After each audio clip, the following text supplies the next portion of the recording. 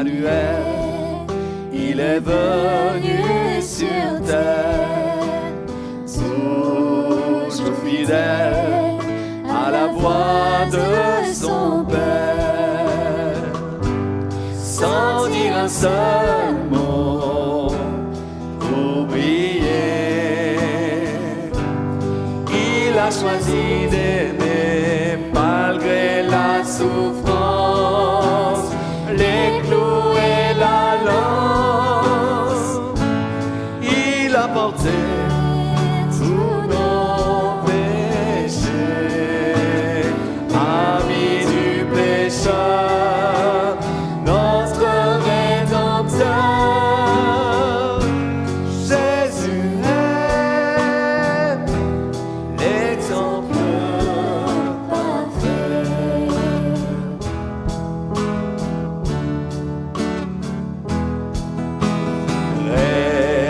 Ressuscité, il a vaincu la mort. L'humanité a trouvé son trésor. Humble serviteur, humilié, que le Père a nommé grand roi éternel, acclamé du ciel par tous les saints et tous les anges. À lui la victoire, l'honneur et la gloire. Jésus est le Sauveur parfait.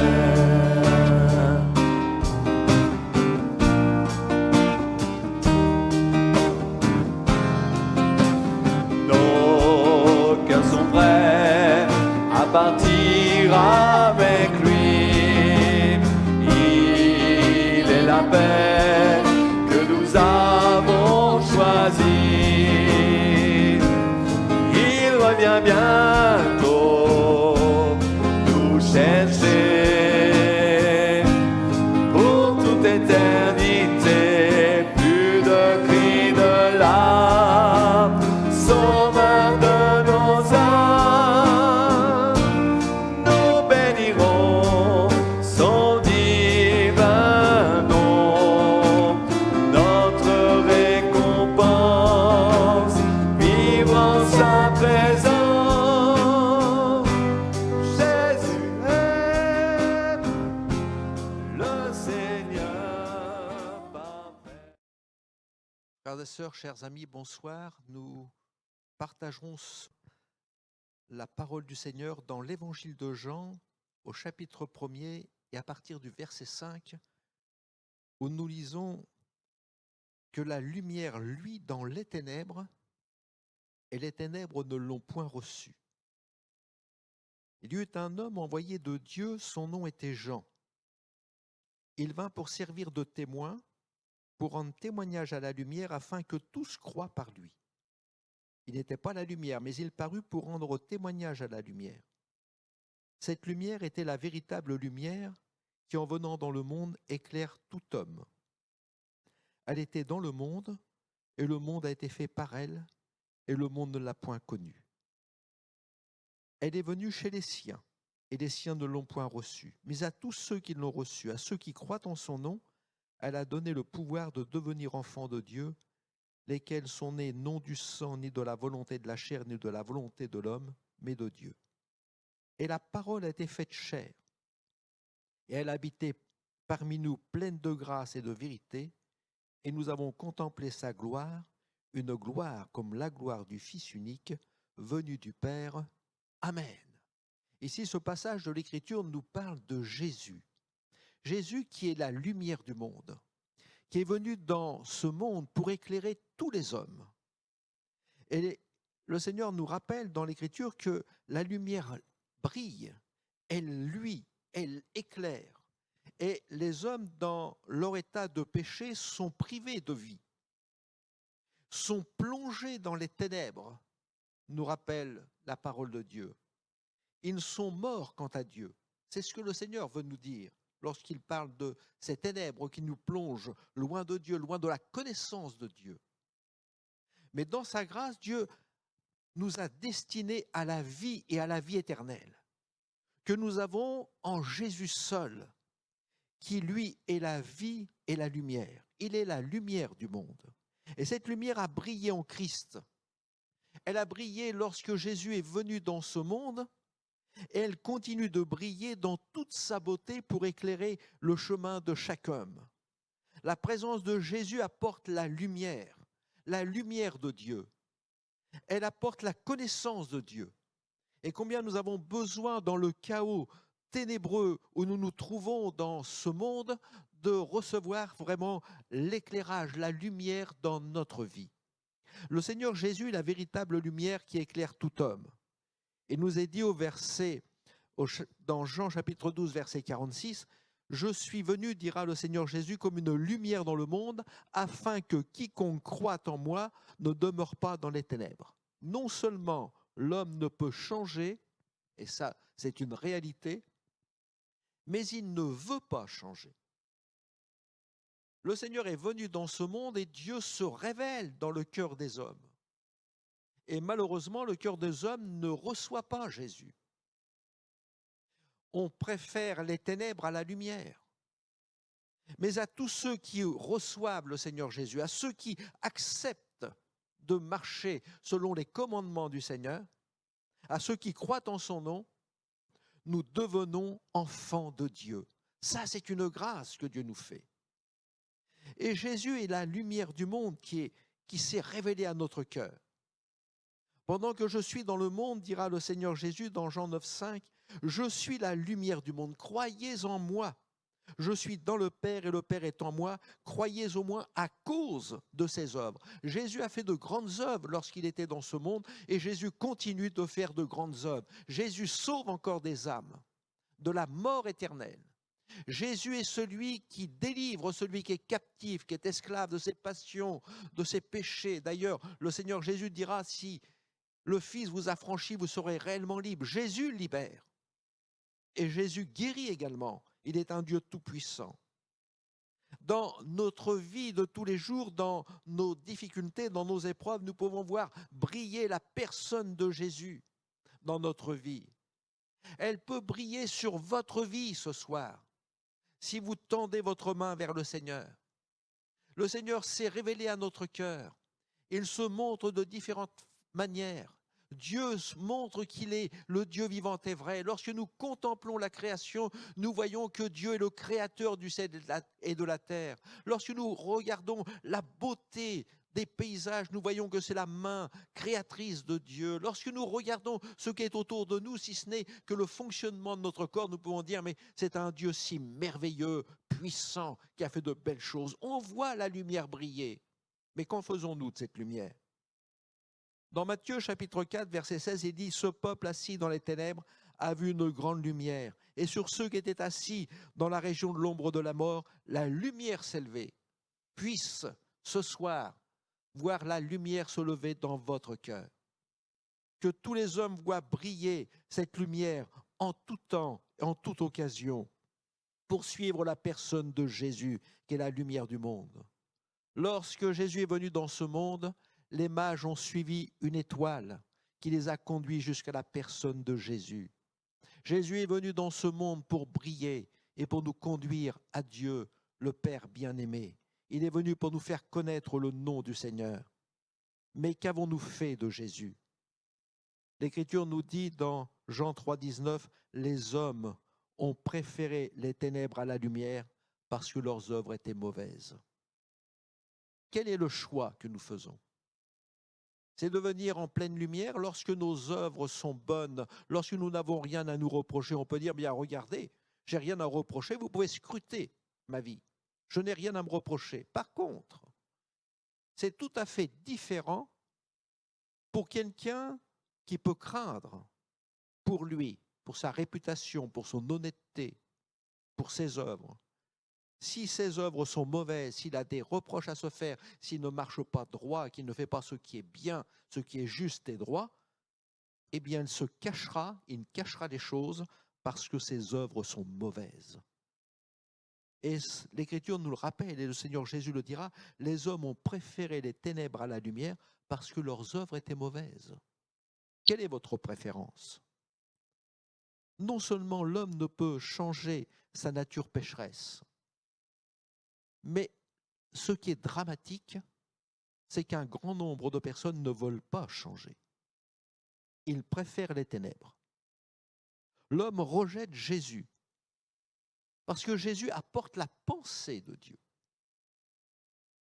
L'homme rejette Jésus parce qu'il éclaire notre vie sur l'état de notre cœur, sur l'état de notre péché, sur l'état de notre souillure. L'homme se croit bon lorsque Dieu dit que l'homme a le cœur méchant.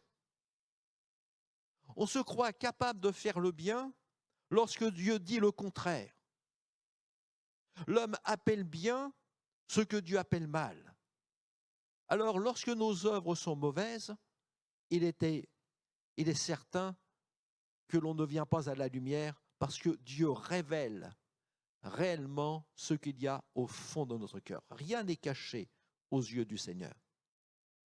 Le Seigneur n'est pas venu dans ce monde pour satisfaire notre curiosité. Il n'est pas venu pour présenter un christianisme attrayant. Dieu n'agit pas de cette manière. On ne peut pas recourir à ce genre de pratique. Jésus est la vérité, il est la lumière qui éclaire tout homme. Dans l'Écriture, nous voyons lorsque Jésus a été arrêté, qu'il est présenté devant Pilate, qui était le gouverneur. Dans la nuit de son arrestation, Pilate se trouve en présence du Seigneur Jésus. Et Pilate représente un grand nombre de personnes dans le monde. Pilate reconnaît que Jésus n'était pas un criminel. Et beaucoup de personnes reconnaissent que Jésus a fait du bien. Jésus est venu dans ce monde, Jésus a existé. Jésus a fait du bien autour de lui. Et Pilate reconnaissait que Jésus n'était pas un criminel. Que Jésus n'avait rien en lui qui mérite la mort. Il n'y avait aucune faute en lui qui mérite qu'on le mette à mort. Mais Pilate était dominé par les influences des hommes. Il n'a pas recherché ce qui était droit, mais il a recherché l'approbation des hommes, au risque d'être désapprouvé de Dieu. Il cherche l'approbation des hommes et il se laisse influencer par la population. C'est celui qui criera le plus fort qui va l'emporter. Et il aime le monde et les choses qui sont dans le monde. Mais c'est là que nous entendons la voix du Seigneur qui dit « Les hommes ont préféré les ténèbres à la lumière parce que leurs œuvres étaient mauvaises. » Jusqu'à ce que la lumière divine vienne éclairer nos cœurs, cette parole s'est appliquée à nous. Où nous pouvons entendre le Seigneur nous dire « Mais vous avez renié le saint et le juste. Vous avez demandé qu'on vous accordât la grâce d'un meurtrier.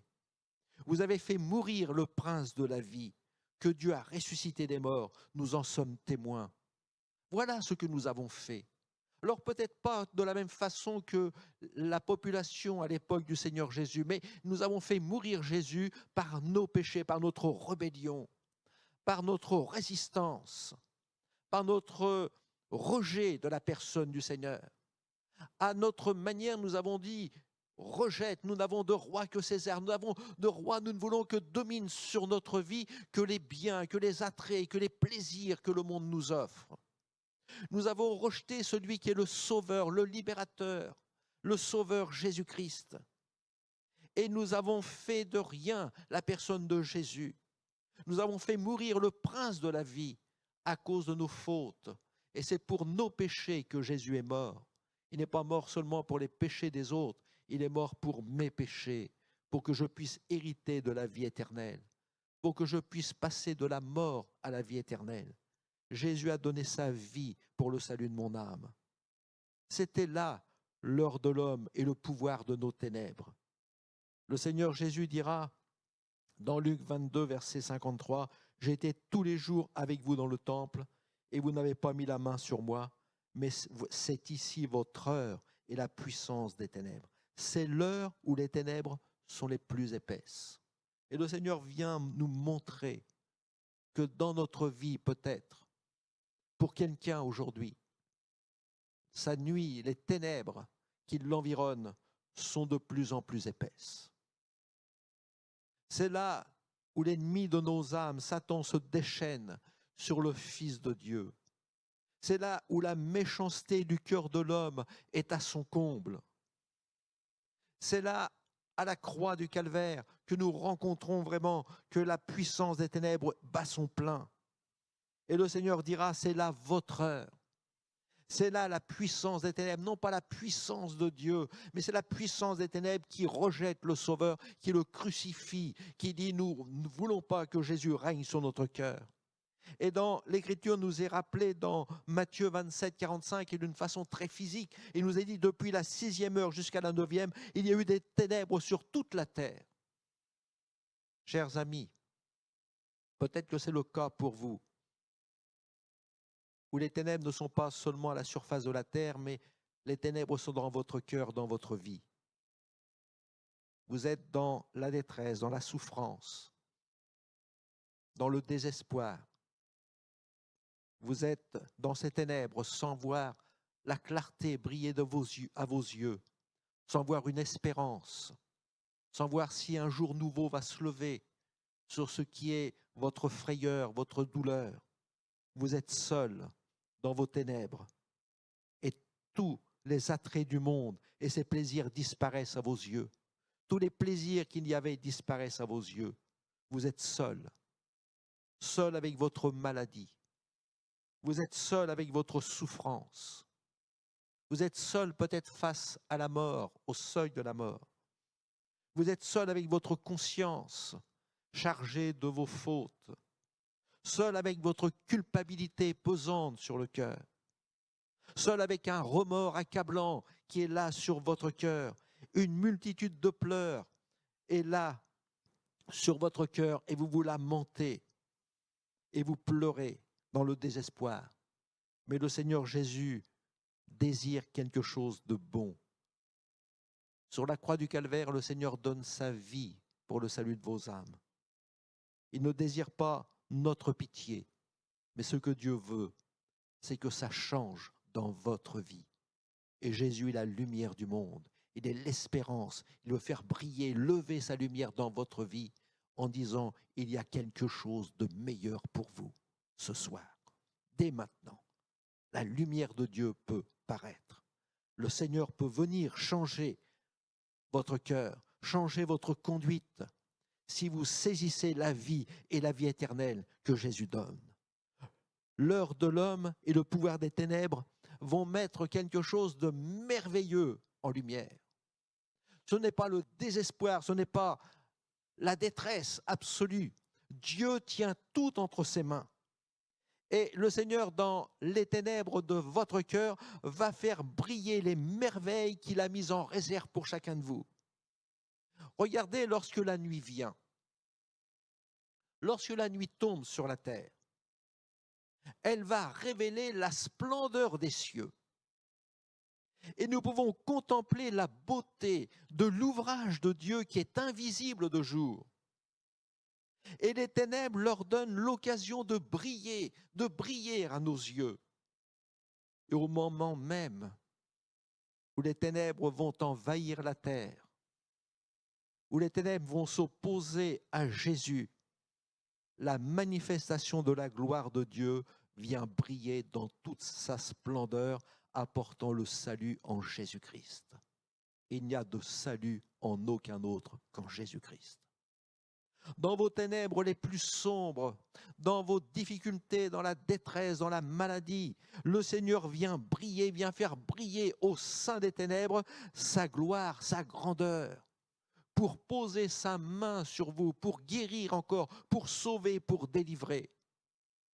Il y avait 2 femmes qui étaient dans un état de grande souffrance. Elles avaient le cœur enténébré. Elles venaient de mettre en terre leur frère bien-aimé. Et voilà que depuis 4 jours, il est déjà au tombeau. Et Jésus, la lumière du monde, va s'approcher d'eux en leur donnant une espérance. La lumière vient se lever dans leurs ténèbres et Jésus va leur dire, je suis la résurrection et la vie. Celui qui croit en moi vivra quand bien même il serait mort. Crois-tu cela? La lumière de l'espérance. Jésus est la résurrection. Jésus est la vie. Et non seulement le Seigneur le dira, mais Jésus, par sa puissance, par sa force, a fait briller sa lumière dans le deuil de ses sœurs. Et leur frère est revenu à la vie. Dieu est tout-puissant pour faire de grandes choses dans votre vie aujourd'hui. Dans votre corps, dans votre âme, la lumière brillera du sein des ténèbres, nous dit l'Écriture. Et Dieu a fait briller la lumière dans nos cœurs pour faire resplendir la connaissance de la gloire de Dieu sur la face de Christ. Dieu vient se glorifier dans votre vie. La lumière se lève dans un cœur. Et puisse Dieu, dans sa grâce, faire lever la lumière dans votre cœur. N'oublions jamais Jésus, le Fils de Dieu, qui est venu dans ce monde pour donner sa vie pour le salut de nos âmes. Sur la croix du Calvaire, il est important de regarder ce qui s'est passé. Il ne suffit pas d'avoir une croix que l'on porte autour du cou. Il ne suffit pas d'avoir une croix dans sa maison ou un crucifix, de regarder ces choses. Il faut lever nos yeux sur la personne de Jésus. Et quelquefois, lorsque nous n'avons rien, nous pouvons réaliser peut-être plus profondément ce que Christ a fait sur la croix du Calvaire. Que s'est-il passé? Sur le mont Golgotha où Jésus a été crucifié, il y a 3 hommes. 3 hommes sont sous le jugement. 2 d'entre eux méritaient ce qu'ils allaient subir. Et 2 d'entre eux insultaient le 3e qui est Jésus, qui donnait sa vie pour le salut du monde. 2 des brigands étaient là, ils insultaient le Seigneur, ils avaient le cœur plongé dans les ténèbres du péché. Et le désir de leur cœur, c'était de se sauver. C'était les choses de la terre, ils regardaient aux choses de la terre en disant, mais sauve-toi et sauve-nous.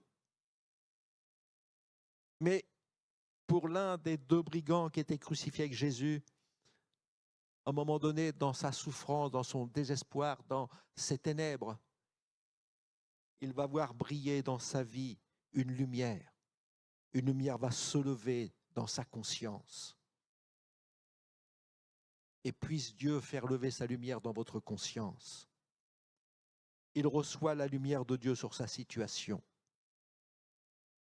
Il accepte l'entière vérité sur sa situation. Et subitement, il regarde à Jésus et reconnaît pleinement que Jésus est là, crucifié sur le bois du Calvaire. Il est là pour accorder le pardon de ses péchés et que Jésus seul est le Sauveur qui peut lui ouvrir la porte du ciel. Sur ces 2 hommes, il y a celui qui est saisi, la lumière se lève dans sa conscience. Il comprend que Jésus peut faire quelque chose sur lui, pour lui, dans le moment le plus désespéré. Et on voit ce brigand qui est repentant, tout s'éclaire pour lui. Il est convaincu de péché. Il est convaincu de justice et de jugement. Il se tournera vers son compagnon qui est également, lui, dans les ténèbres. Et lorsque la lumière va se lever, il va éclairer son compagnon de souffrance. Il va dire, mais pour nous, c'est justice. Nous recevons ce qu'ont mérité nos crimes.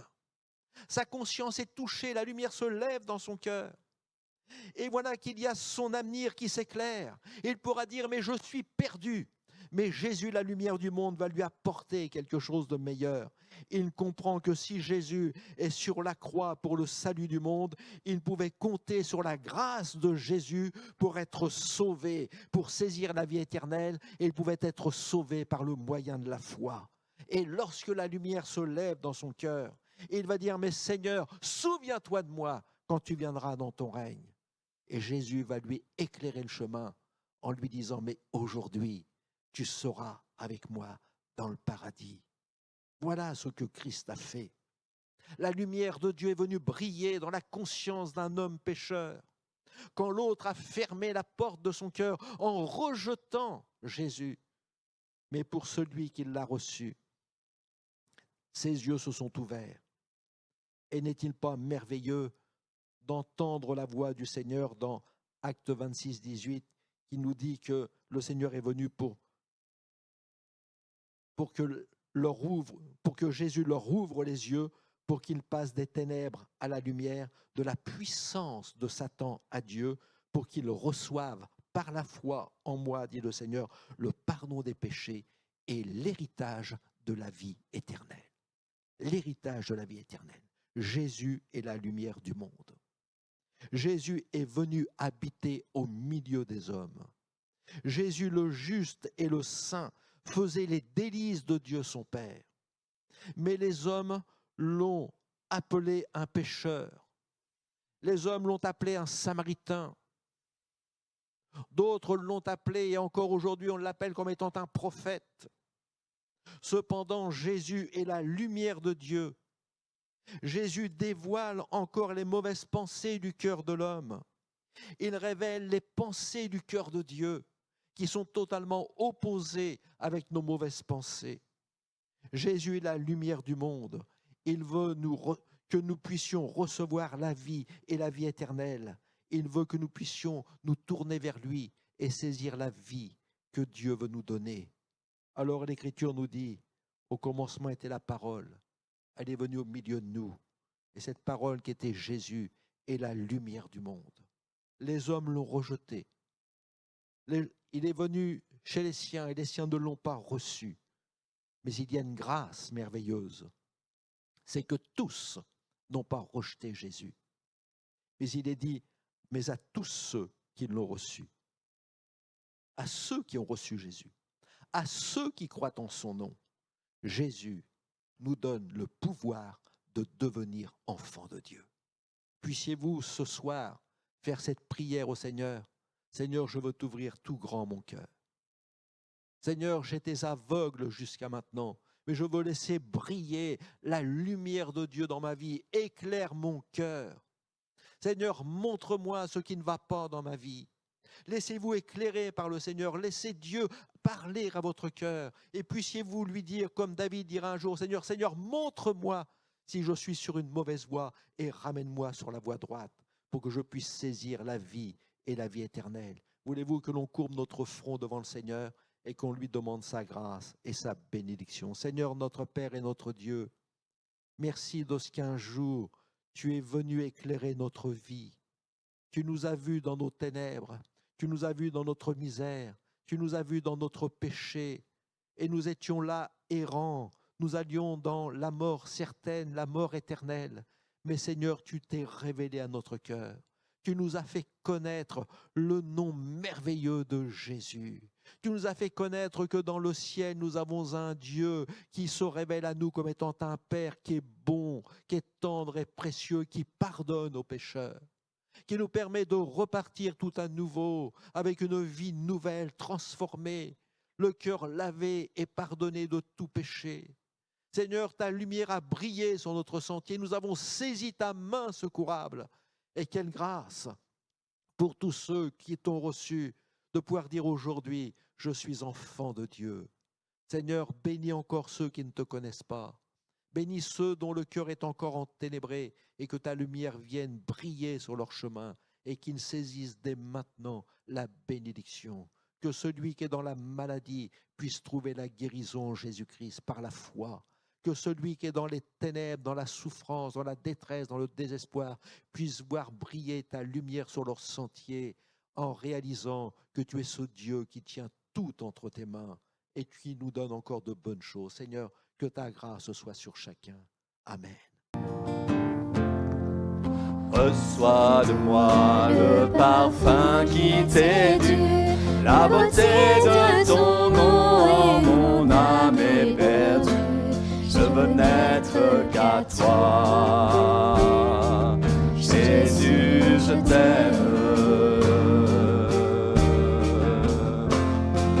Reçois du peu que je trouve à donner, tout l'amour que